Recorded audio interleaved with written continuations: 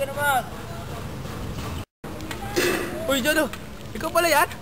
Uy, pambira, kanina pa kita hinihintay. Ano nangyari sa'yo?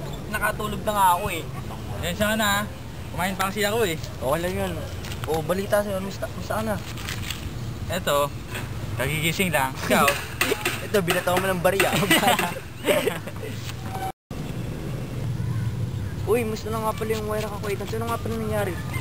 Ba't di ka dumalo? Andun ka.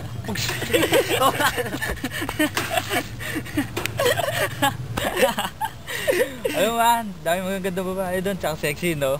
Kita ko nga, grabe, iba talaga. Tapos, yung wire niya. tapos ang lupit ng performance ng P4. The best. Kahit nga sa mata eh. Ano kaya susunod na wire ngayon? Next set na nga ako eh. Dami siguro nga atin dun. Sigurado naman yun.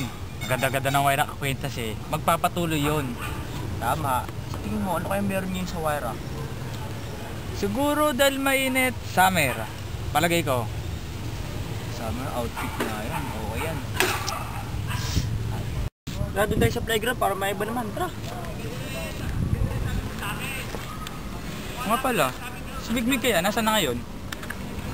Baka nasa munisipyo, na kay Mayora. Arlene. Hindi.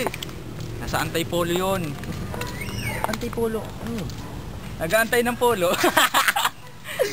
Bira talaga yung tanong.